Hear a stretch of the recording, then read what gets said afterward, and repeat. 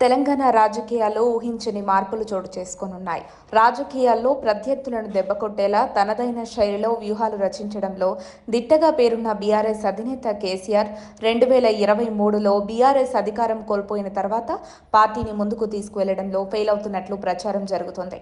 అటు ప్రజా సమస్యలపై, ఇటు పార్టీలో జరుగుతున్న పరిణామాలను ఆయన పట్టించుకోకపోవడమే ఇందుకు కారణాలుగా చెబుతున్నారు.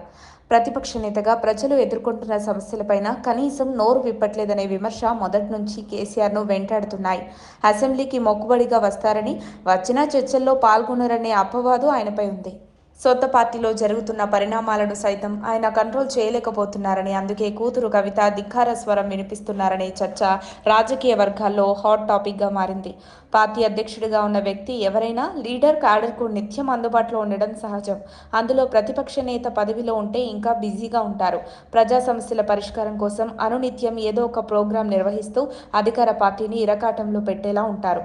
కానీ తెలంగాణలో కేసీఆర్ అందుకు భిన్నంగా వ్యవహరిస్తున్నారు. మున్సిపల్ ఎన్నికల వేళ ఫామ్ హౌస్లోనే సేద తీరుతూ ప్రచారానికి దూరంగా ఉండటం గులాబీ శ్రేణుల్లో చర్చనీయాంశమైంది.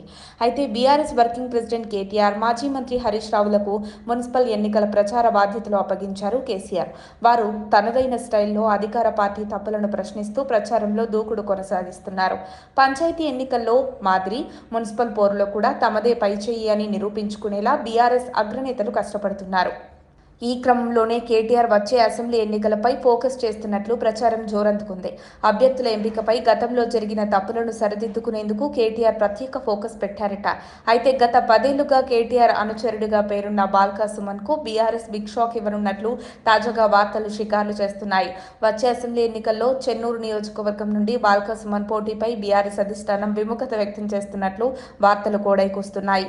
మహిళల పట్ల మాజీ ఎమ్మెల్యే బాల్కా సుమన్ వ్యవహరించే తీరుపై కేటీఆర్కు ఫిర్యాదులు అందినట్లు ప్రచారం జరుగుతుంది. అందుకే రానున్న శాసనసభ ఎన్నికల్లో బాల్క సుమన్ను తప్పించి మరో నేతకు ఎమ్మెల్యే టికెట్ ఇవ్వనున్నారనే వార్తలు వినిపిస్తున్నాయి. చెన్నూరు నుండి ఎవరిని బీఆర్ఎస్ అభ్యర్థిగా నిలబెట్టినా గెలుపు కోసం అందరూ కృషి చేయాలని క్యాడర్కు కేటీఆర్ సూచించినట్లు వార్తలు వినిపించడం చర్చనీయాంశమైంది.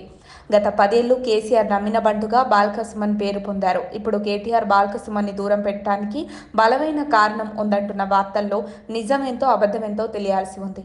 బాల్క సుమన్ను తప్పించి టికెట్ ఎవరికి ఇవ్వనున్నారో ఆసక్తి రేపుతోంది.